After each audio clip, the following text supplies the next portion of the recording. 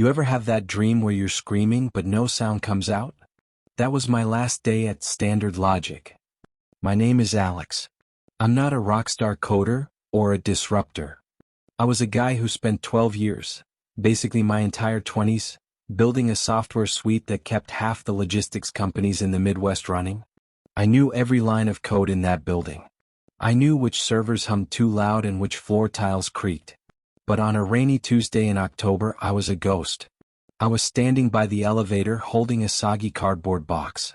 My wife's picture was on top, right next to a coffee mug my daughter gave me that said, "World's okayest dad." The elevator doors opened and there he was. Marcus. The guy who had been my best friend and manager for a decade. He wouldn't even look at me. He just stared at the floor numbers waiting for me to go away. Beside him was the new guy, Julian, a 26-year-old MBA who wore $800 loafers and had never written a line of documentation in his life. Julian leaned over and whispered just loud enough for me to hear, "Don't worry, Alex. We'll make sure your mess gets cleaned up. Enjoy the vacation." I didn't say anything. I couldn't. I just walked out into the rain.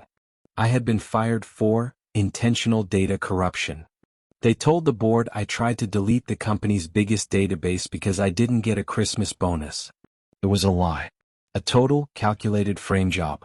I sat in my car for 40 minutes, watching the wipers go back and forth, thinking about my mortgage, my kids' tuition, and the fact that my reputation was now radioactive. I promised myself that day, I wouldn't just find another job. I was going to own that building. And I was going to make Julian wish he'd never heard the name Alex. Let's talk about how I got there. I wasn't always the guy with the cardboard box. I started at Standard Logic when it was 4 guys in a basement. I was the one who built the Pulse, the core engine that tracked every shipping container for our clients. I treated that code like my own kid. I worked weekends, I missed anniversaries, I lived on cold pizza and caffeine. The CEO, a guy named Rick, used to tell me, "Alex, you're the backbone of this company. When we IPO, you're never going to have to worry about money again."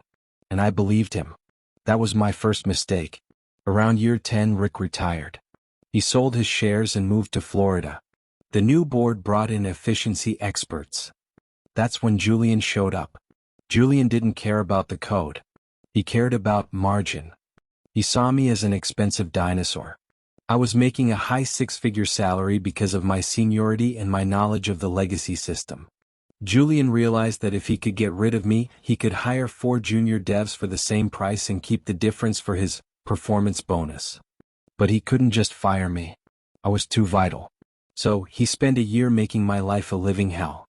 He'd schedule emergency meetings at 6 p.m. on Fridays when I was supposed to be at my daughter's soccer games. He'd forget to include me on emails regarding the very systems I built. He was gaslighting me, trying to make me quit. But I wouldn't. I had too much pride. So Julian decided to stop being subtle. He decided to destroy me. The Pulse 2.0 launch was coming up. This was the update that would move our entire client base to the cloud. It was my baby. 3 nights before the launch, Julian asked me to stay late to verify the encryption protocols. I was tired, I was stressed, and I was sloppy. He gave me his laptop and said, "Hey, my admin credentials are acting up. Can you log in as super user on my machine and just check the sync?" I don't trust the junior team's work. I did it. I logged in using my private admin key on his hardware. I checked the sync, everything looked fine, and I went home. The next morning, the entire Pulse 2.0 database was gone. Not just crashed. Wiped. The backups. Corrupted. The office was in a state of pure panic. Millions of dollars of client data. Poof. Julian was already in the CEO's office. When I walked in, he looked like he'd been crying. He pointed at a screen. "I don't know why he did it, sir," Julian told the new CEO. "The logs show Alex's private admin key was used at 11:30 p.m. last night from my office. I was in the break room getting coffee, and when I came back, the terminal was logged into the root directory." He must have snapped. I looked at the CEO, a guy who barely knew my name, and I saw it. The decision was already made. They didn't care about the 12 years of service. They saw a disgruntled employee who had sabotaged the company. They didn't call the cops because they didn't want the PR nightmare, but they gave me 10 minutes to pack. Julian watched me the whole time, leaning against my desk, smirking. "It's just business, Alex," he whispered while I was grabbing my daughter's mug. "The old guard has to move over for the new blood. People talk about starting from zero. I didn't start from zero. I started from negative. My termination for cause meant no severance, no unemployment. And because the tech world is a small circle, nobody would hire me. I went from a senior architect to a guy who couldn't get a call back for a junior QA role. The first 6 months were the hardest. We lost the house. My wife, bless her, didn't leave me, but I could see the fear in her eyes every time a bill came in the mail. We moved into a 2-bedroom apartment where the heater rattled so loud you couldn't sleep. I sank into a deep, dark depression. I'd sit in the dark, staring at my laptop, wondering if Julian was right. Maybe I was a dinosaur. But then I got a call from an old client. A guy named Frank who owned a massive trucking fleet. "Alex," he said, "ever since you left Standard Logic, the Pulse system has been a disaster. It's slow, it's buggy, and Julian guy just keeps trying to upsell me on features that don't work. I need a solution, man. I don't care about the corporate drama. Can you build me something that just works?" That was the spark. I didn't have a server farm. I had a second-hand laptop and a folding table in the corner of my daughter's bedroom. But I knew exactly what was wrong with Standard Logic's code because I was the one who wrote it. I spent the next year building Horizon. It wasn't fancy. It didn't have a sleek UI or AI integration buzzwords. It was just stable. It was fast. And most importantly, it was built by someone who actually understood logistics, not someone who just understood spreadsheets. Frank was my first client. Then Frank told his buddy at a shipping firm. Then that buddy told his brother in Chicago. I wasn't Alex, the disgruntled ex-employee, anymore.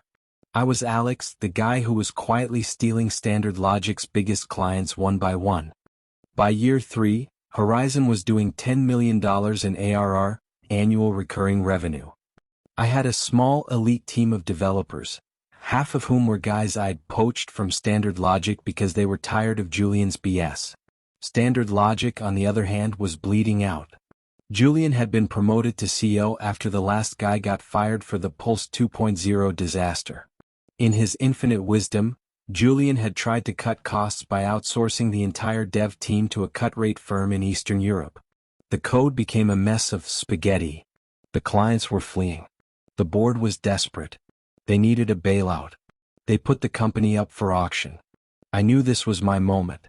But if I walked in there as Alex, the board would never sell to me. Too much bad blood. Too much ego. So I used a private equity front. I called it Redemption Holdings. Yeah, a bit dramatic, but I earned it. I had my lawyers make an offer. It was a distressed asset price. Basically, I was offering to pay off their debts and give the board a tiny golden parachute, just to go away. They had no other offers. The due diligence period lasted 2 weeks. I stayed in the shadows the whole time. The closing meeting was set for a Friday, 3 p.m., in the main boardroom of Standard Logic. I dressed for that meeting like I was going to a funeral. Black suit, white shirt, no tie. I walked into the building. The receptionist was new, but the smell was the same, that weird mix of stale coffee and industrial carpet cleaner. I walked straight to the boardroom. I didn't knock. Julian was there. He was sitting at the head of the table, looking at his reflection in a polished iPad screen. Marcus, my old manager who had ignored me in the elevator, was sitting to his left. "We're waiting for the principal from Redemption Holdings," Julian said, not even looking up. "You must be the tech consultant. Grab a seat at the end of the table." I didn't sit at the end. I walked right up to the head of the table. "Actually, Julian," I said, my voice as steady as a rock, "I'm the principal." Julian looked up. The color didn't just leave his face, it evaporated. He looked like he'd seen a ghost from a horror movie. "Alex," Marcus whispered, his jaw literally dropping. "In the flesh," I said. I pulled out the final acquisition papers and set them on the table. "The board has already signed. The wire transfer hit the escrow account 10 minutes ago. Redemption Holdings is now the 100% owner of Standard Logic. Which means, as of right now, I am the owner of this building. The silence in that room was the most beautiful thing I've ever heard. Julian tried to recover. He tried to put on that smug mask. Well, Alex, I have to say I'm impressed. A bit of a stunt, isn't it? But look, we're professionals. I've got the roadmap for next year ready, and I'm sure we can find a way to work. Julian, I interrupted. Do you remember what you told me 3 years ago while I was packing my daughter's mug? He blinked. He didn't say anything. You said, the old guard has to move over for the new blood. Well, I've got some news for you. You're not the new blood anymore. You're the infection. And I'm the cure. I turned to the 2 security guards standing by the door. Guys I used to buy donuts for every Friday back in the day. Gentlemen, I said. Please escort Mr. Julian and Mr. Marcus out of the building. They aren't allowed to take anything but their personal phones. No boxes. No files. I'll have their desk contents mailed to them in a week. Marcus tried to apologize. Alex, man, I was just following orders. Get out, Marcus, I said. Julian didn't say a word. He just stood up, his expensive loafers clicking on the floor, and walked out. He didn't look back.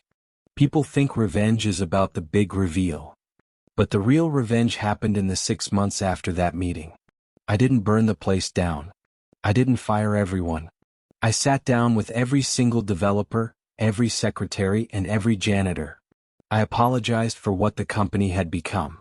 I told them we were going back to basics. I merged Horizon and Standard Logic. We spent a year fixing the spaghetti code. We won back Frank's business, and then we won back the rest of the clients Julian had pissed off. Standard Logic, now renamed Horizon Logic, is now the #1 provider in the region. As for Julian, he tried to start his own firm. But it turns out, when you don't have a legacy system to exploit and an old dinosaur to frame, it's a lot harder to look like a genius. He's currently working as a senior consultant for a mid-tier insurance firm. He hates it. I still have that cardboard box. It's in my office. But it's not hidden in a corner. It's on a shelf right behind my desk. Every time a new manager tries to tell me we should cut corners or leverage the staff, I just point to that box and the world's okayest dad mug. Revenge isn't a sprint. It's a marathon you run in the dark until you find the light switch. So, if you're sitting in your car right now looking at a box of your stuff and wondering where it all went wrong, don't give up. Just start coding, or building, or planning. Because one day you might just walk back into that lobby. And this time you won't be a ghost. You'll be the boss. Thanks for listening. If you've ever had a Julian in your life, let me know in the comments how you handled them. And don't forget to subscribe. We've got plenty more stories where the dinosaur wins.